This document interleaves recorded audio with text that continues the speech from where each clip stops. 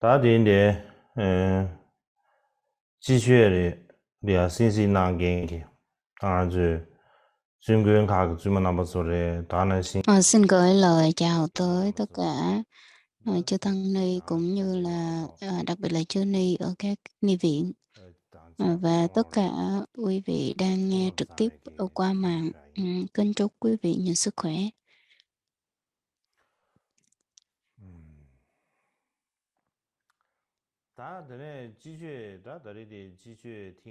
Hôm nay Pháp hội mùa xuân lần thứ 7 có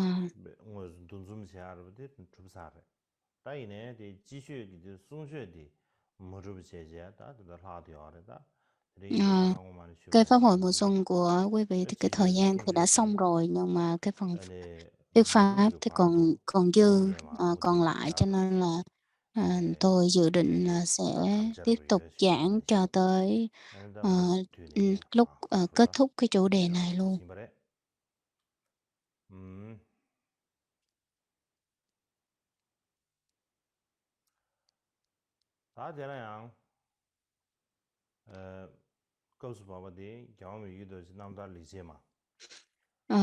Chúng ta tiếp tục về hai cái bản xưng tán của Ngài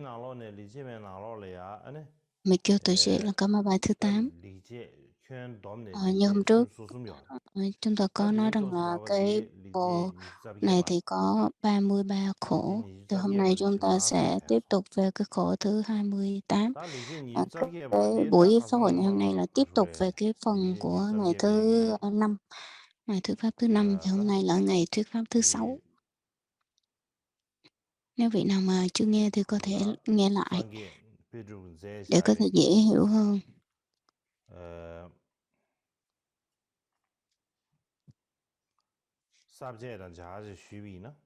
Trong cái phần mục lục thì cái khổ thứ 28 sẽ nằm ở trong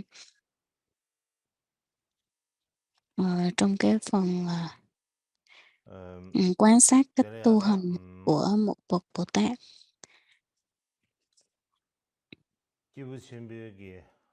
Nó nằm trong cái phần của dành cho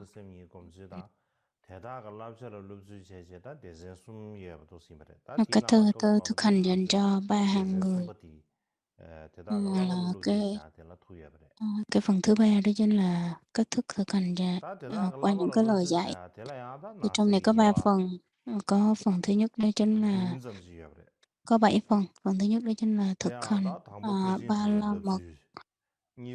Thứ hai đó là cách thực hành và tịnh hóa tâm của chính mình. Thứ ba đó là quan sát cách tu hành của bậc Bồ Tát.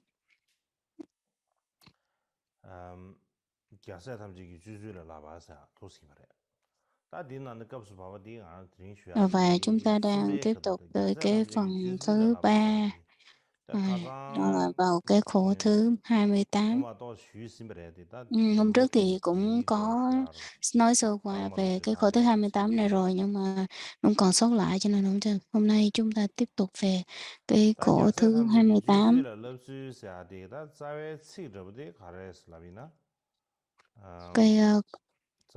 Cái bản chánh văn đó chính là: do vậy để nhập vào hạnh nguyện của chư Bồ Tát, tất cả mọi hành động phải không thể nghĩ bàn, nguyện thực hành theo tất cả hành nguyện của chư Bồ Tát. Tôi nghĩ đây cũng là một trong những tiền nghiệp của mình.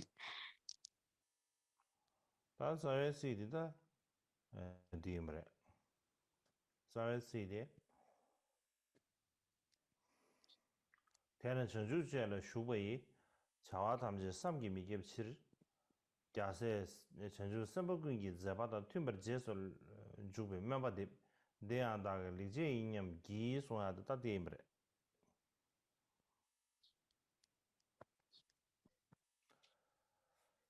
다 gyāsē tamchī kī chūchūrā lāpa sāyādē khāsāng kōndu shūpa nāshī gyāsē sī tū sāne dā gyāwē sē chāngchū sāmbakūn. Như hôm trước chúng ta nói rằng là Bồ Tát ở đây nó là con của Pháp Phương Tử. Pháp Phương gọi là Pháp Phương Tử, có nghĩa là Bồ Tát.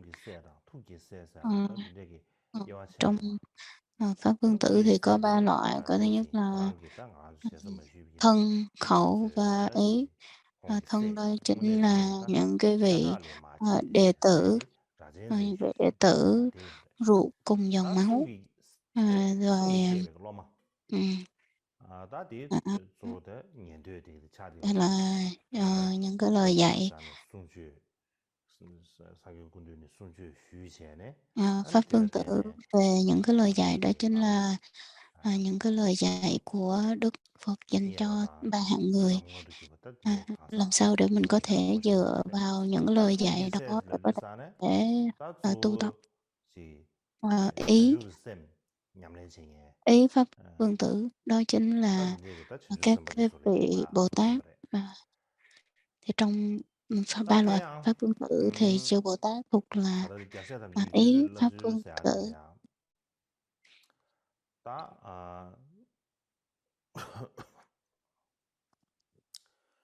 다 나네 다 봐도 지 가르에 상록이 지 아주 다 별이야 차샤비는 지 Như chúng ta biết ở Tây Tạng thì giáo pháp Đại Thừa phát triển rất là mạnh, và chủ yếu với một đó chính là thực hành và làm theo những cái lời dạy của Đức Phật. Thực hành theo đúng những cái lời dạy của Đức Phật đó chính là thực hành về thân khẩu ý của mình đúng theo những cái lời dạy của Ngài. Đó là từ thân khẩu ý của mình đoạn bỏ hết không làm những cái điều ác và cố gắng làm những cái điều lành. Và bên cạnh đó thì không chỉ dừng lại ở cái việc thân khẩu mà còn tu tập theo cái hành nguyện của một vị của chư Phật, theo cái hành nguyện của một vị Bồ Tát.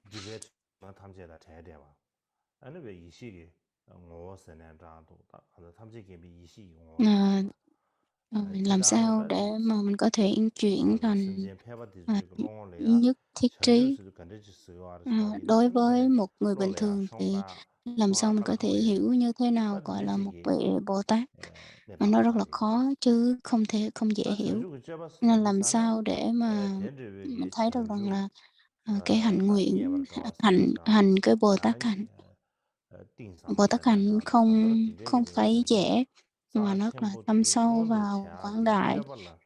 Nó rất là quý báu, và để mà nhập vào cái hành của chư Bồ Tát thì chúng ta cần phải cố gắng rất là nhiều.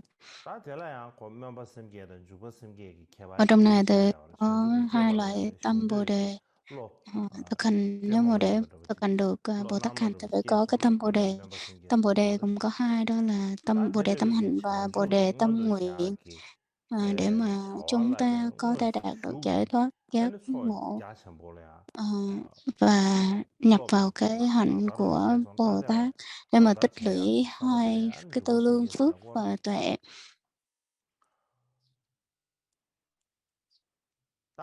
Bồ Đề tâm hành đó là phát cái tâm, Bồ Đề tâm nguyện đó là mình dấn thân vào để mà thực hành cái lời dạy của Bồ Tát. Và làm sao để mà chúng ta có thể đạt được một cái Bồ Tát quả viên mãn, Bồ Tát đạo viên mãn, và nó làm sao nó thích hợp với cả ba hạng người, ba cái hạng thanh văn, duyên giác và Bồ Tát. Làm sao để mà tâm Bồ Đề có thể thích hợp với cái hàng thanh văn, duyên giác và Bồ Tát. Tất cả mọi người thực hành về hạnh Bồ Đề tâm thì đều phải cực kỳ khó khăn, chứ không có dễ. Chúng ta phải cố gắng rất là nhiều. Trước tiên mình phải có một cái tâm tốt. Cho nên là dù đối với bậc Bồ Tát ở các cái địa vị cao hay là như thế nào thì Bồ Đề tâm là một trong những cái pháp hành chính của các vị. Nếu như mà mình 전주 không có hiểu 선보디 rõ Bồ 다다기 ờm, 탑단 시럽 Bồ Đề Tâm 들리시기야 thì chúng ta không có biết 들리시 được rằng là 베드당 từ 거예요. phương 그래서 tiện và phương tiện 파마오게다 tiện xảo và trí tuệ 미몽보세야다 làm sao mà có 따든지 thể kết hợp 고마스베 song vận 얘기하고 영리 여러분 lại để mà tu tập. Cho nên 따뜻하게 rất là nhiều người không hiểu như thế nào là phương tiện 전주사대 và trí 밴드 tuệ 딱 오늘 để mình có thể 시에버리시기 kết hợp mình tu. 아니 세바도 미기원 Ừm, 시에베기 Bồ đề, Bồ 대시 đề có nghĩa 사내 là 때는 지 chúng 사단 ta đoạn bỏ hết 근무들이 tất cả 탑게기 những cái 딘디 gì 세나라고 딱 cũ 상상으로 lậu 주시하고 알았어 và đạt 또는 được 또나 một cái trí tuệ tuyệt 전주 đỉnh. 기원도 제발야 Và 지 để mà đạt được 총리 사 Bồ đề hay Bồ Tát 딩미야기 thì bắt buộc 상상기 phải 탑을야 tích lũy vô 네마시 lượng phước đức 다는 이제 và 상상기 탑 대야베 ờ, 탑 랭가와 thực 탑시베 hành những 중이지 민바 cái phương 탑시 tiện thiện 다는데 xảo, 다는 신 가사 vô lượng 소소기 phương 메바다 tiện thiện 산데기 xảo, 강라 và 거기 làm 탑시 sao để 배들 cái cách 망보시 mà mình giáo hóa chúng 요구야버티 sanh nó phải hợp với căn cơ 다 trình 누가 độ 오신 của mỗi 고스가 người. Cho nên là nói về Bồ Tát Hạnh thì có rất là nhiều người sẽ không có tiếp thu 대 cũng như không 고스고 hiểu được. 대베 Cho 인주산에 nên khi mà 애네다 người ta không tiếp thu 소소리아 hoặc là không 가르시 hiểu thì 로로 마숑디 배나 전주 선바 가시에기 파대비나 전주 선배기 전주 선바 가시에기 쥐어바디 지 녀몽베기 cái 녀몽바기 배 남바로 cái 야나 지 cái tâm phiền 딕베리 não 말로 hoặc là những 딕베야 cái 뱅바 ác nghiệp của mình, 아데 thì đối 통이 với một 인주산 vị 딱 Bồ Tát thì chắc 누군네 chắn họ sẽ thấy 녀몽베기 được 디 đó là những cái điều ác 상계기 nghiệp, 땜바 말에 니 전주 và 선배 땜바 họ 말에 nhận ra 시기 rằng 딱 진짜기 phiền 배 não hay 고마도 là 딘딜랑도 ác nghiệp 치아시 thì nó 고마도 đều 알았어 không không đưa cho mình tới con đường giải thoát giác ngộ, cho nên 이준세마테네 cần phải đoạn 내가 bỏ. 부디 전주기 Chính vì 제바사디라 vậy mà Bồ Tát Hạnh 전중원도 제알래야 아니 다지 사상 để mà 야카모 thực hành 아 Bồ Tát Hạnh 텔라야 để 지 đạt được 승배 giải 강화 thoát giác ngộ, 강제기 지 nó phải 상자 hợp với 탑낭서지 땡고 예버디 căn 아니 cơ của chúng sanh, và 위기도 chúng ta nương 첸세 vào 딱 코란데 cái 배우고 phương 코란데 tiện để 땡가 làm sao để 들리제버디 thích hợp với 첸세 tùy căn cơ trình độ 아니 của mỗi chúng sanh. Thì đối với Ngài Mẹ Kiêu Tỳ Ngài thấy được đó là một trong những cái phương pháp tuyệt vời để mà mang lại lợi ích cho chúng sanh, cũng như là giúp cho chúng sanh tích lũy được hai tư 가르쳐다 lương phước huệ. 셈제 녀모바 슉 첨부 해야 된게 Đối với chúng sanh mà 디즈기 rất là nhiều phiền 율리아 não thì Ngài 녀몽베기 도첨부 딱 녀몽바 Ngài 예데보다 디즈기야 thấy được 코란도 rằng là 녀몽바 họ 배나 bị phiền não, 렌지레 và cái 뇌살 phiền 첨부야 não là 근데 một 이내야 그 대다 cái chất độc, 상대기 nó 지기야 hoành hành ở trong cái 녀모대야로다 con 셰단 người của vị đó, 첨부야 대다 và làm 상대기 sao để 녀모대야로 mà cho 딱 họ 딘제기 không có 딱 bị 하나지 sợ hãi 셈쟁이 감 và 영어도 họ có 나왔으나 thể 다데 đối trị phiền não một cách 셈쟁 dễ dàng. 뒤탑기 딘제기 배 Cho 가르쳐 nên là cái 탑실이야 cách mà 아니 Ngài nhiếp phục chúng sanh 위기도지 nó 코란 배 rất 제가 là đặc biệt 참 hơn so 추버스나 với 다도 người khác. 디즈리아 캠프 예버시라 다이네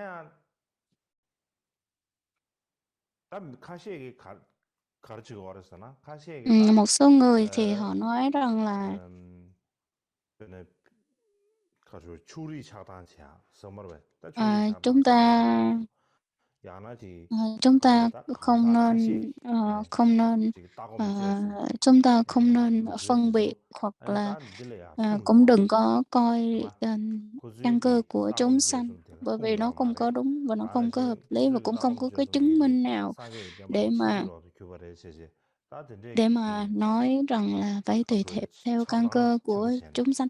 Có những người 가서 nói rất là sai trái như vậy, 된대기 thì 가르쳐다 계신들이 연디 알았어 고즈 조디 thì 다 khi mà 된대기 họ 차단 nói á, 제하로 균선 조지 돼 있어요 가서 다시 khi mà họ nói thì có thể 용자기 아니 là một cái lý 상계기 do 땜바 nào đó, chẳng hạn 세나다로 như 답변한 là 표현을 차츠베이나 용자기 아니 벽에 낭배기 có thể 딘데 là 딘도당 do cái 기술당 điều kiện cũng giống như là 충분히 유산에 nó không có hợp 단디기 với thế 디즈니 giới ngày hôm 딘버셔마 nay, chẳng hạn như 용자기 khi mà 셰단 họ đang 고어디 ở Trung Quốc 디버디 차이 hoặc là 유산에 Tây Tạng ngày 다 nay, thì 디솔이야지 cái điều đó nó 고마사라로 cũng 디데 có thể là hợp lý 용디 so với họ, nhưng mà 다 이나야 ờ, 상계기 때문에 사디 nhưng mà 가서 giáo 야첨부 pháp của 스타베스 Đức Phật lúc nào 배나 cũng thâm sâu và quảng đại. 별래야 다 대베기 나바 상계기 때문에 Cho nên rằng là 다시 ừ, 나바상계비 때문에 차단 ở Tây 세도 Tạng 나바상계비 ờ, 때문에 공부 잡는 망보지를 다 알아봐. ở 드리기 Tây Tạng 사대다 Phật giáo không chỉ truyền tới Tây Tạng mà còn truyền rất 별야 là nhiều 다베기 상계기 các nước 때문에 khác nhau trên thế 대다 giới, cho nên là 소센 뭐 팀이나 làm sao để mà những cái lời dạy của Đức Phật nó có thể nhìn chung nó đều đi theo tất cả.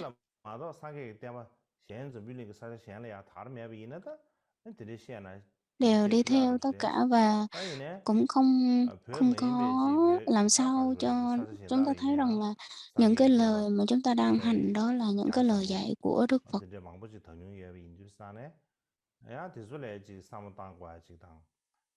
Chúng ta cần phải suy nghĩ cũng như là tìm hiểu thêm nó làm sao để mà có thể hợp với căn cơ trình độ của chúng sanh.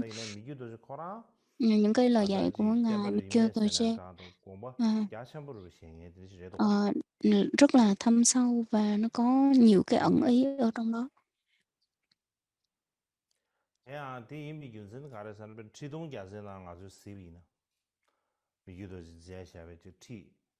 Có một cái bộ luận tên là Tri Thung Yasin.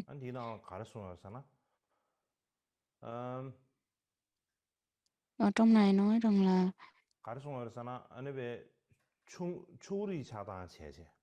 đó là cái cách mà mình phân biệt cũng như là chúng ta không có cái tâm công lập, không có một cái tâm công bằng, mà chúng ta nhìn vào những người nào thân sơ xa gần đối với mình để mà mình phân biệt đối xử. Cho nên là dù mình có phân biệt hay không phân biệt thì cái điều mà đây là đúng với Pháp, đây là hợp với Pháp thì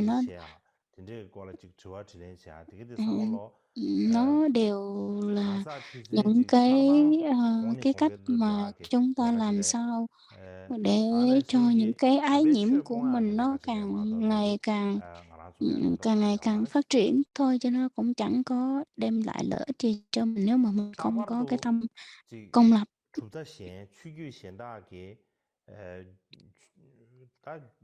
Và đặc biệt là những tôn giáo khác, những cái lời dạy của họ hoặc là những cái lời dạy mà họ cho rằng là nó không có được mực và không có đúng,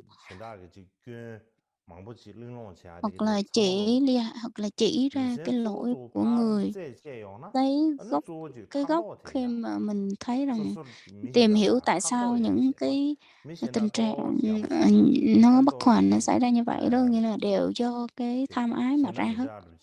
Nên là vì chúng ta ganh tị đối với những người ganh tị đối với những người hơn mình, cho nên là chúng ta không có một cái tâm công bằng.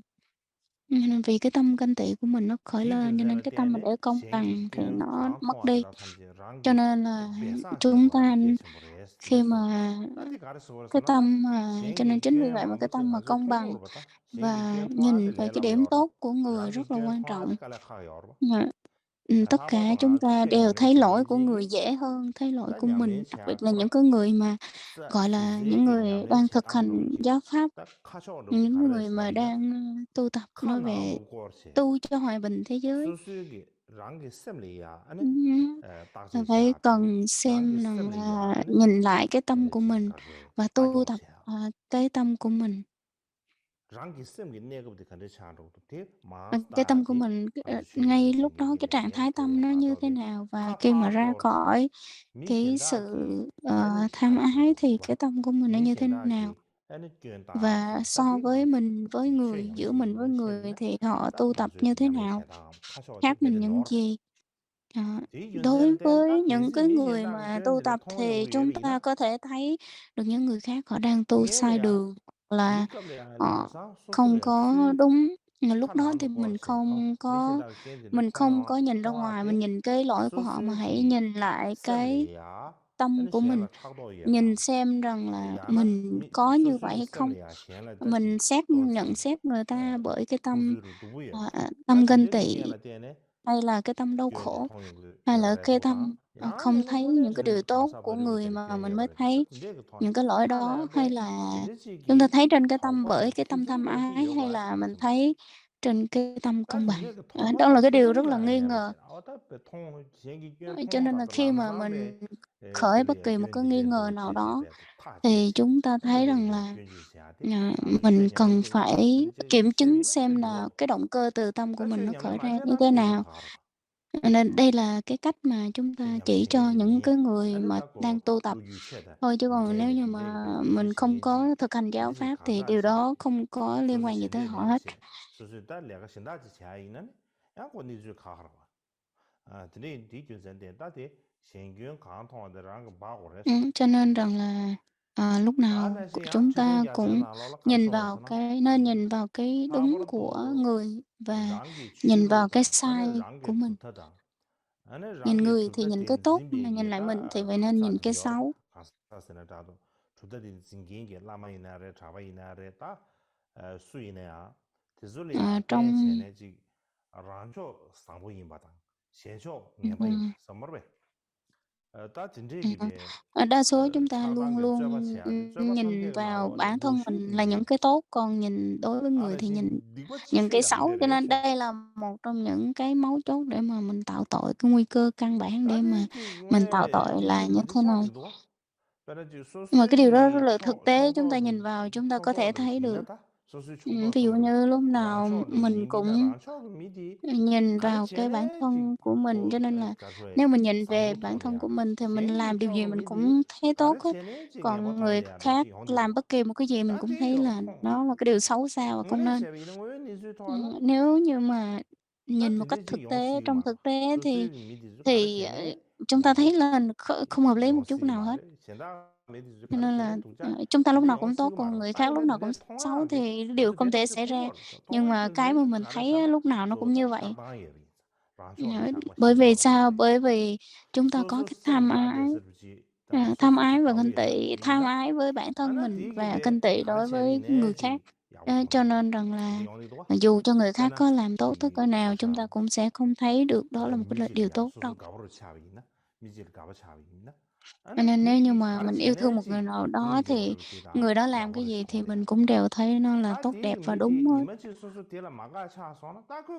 Nếu như một ngày 가르쳐네 nào 지 đó mình không yêu thương họ nữa thì 누구 mình 통원돼야 sẽ thấy cái 들을지다 điều đó cực 그 kỳ là xấu. 만세바 Họ 통원돼야 làm cái điều 리온이도 gì cũng thấy không 디 đẹp cả. 근자대는 소소기 셈게 난게 착당기 Cho 착당게 nên 유바 rằng là 착당게 trong 또디 cái 쇼좀 tâm 차래 của mình, trong 소소 cái tâm của 셈레 mình lúc nào cái 착당기 tâm ganh tị 에 và, tranh 묘몽베기 đua nó rất là 슉방 nhiều, cho nên 뒷복을 댄세네 nó bị 완전 chi phối 통화상 bởi 두루 phiền não. Cho nên là 그래도 những cái mà mình 에 thấy đây nó 아주 đều 다 sai 미신다래야 so 빠레 với bản chất thực 거리나다 của nó. 가르쳐베 거리는 게 소소기 Lúc nào 그 mình nhìn thấy bất kỳ một sự 하나도 vật gì thì 꼬세네 mình cũng 상해 nên nhìn vào từ 상보도 bên 녀바 trong, 통해야 nhìn vào 되죠 trong và nhìn vào trong 소소기 tâm của mình trước rồi hẳn nhìn ra bên ngoài. 셈이야 착당이야 밤 야나 소소 Cho nên khi mình 셈레야 nhìn vào bên trong 따든데 이제 thì 묘몽바야 nó 디 nó là 랑기 cái 든데 통발해도 nó là 야나 một cái sự 니다도 thấy biết 제자제 bởi, 든데 그 dựa 따세세 봐 trên cái 가르치지 tham ái, ganh tị hay là 따잖아 như thế nào.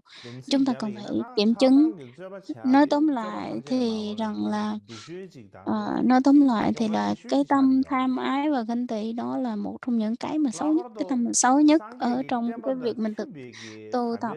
가베체 Đặc biệt là 그 đối 육친체 với một người 아도나지 đang tu tập theo 최남마치 đúng những cái lời 제친제래야 dạy của Đức Phật. 랑기 최단 가사디주 지점 상화 점기기 대수지기 생기 최단 가사 탐지 상부를 줍니 차당 그 줘봐 시와시아바시 들리고 알았어.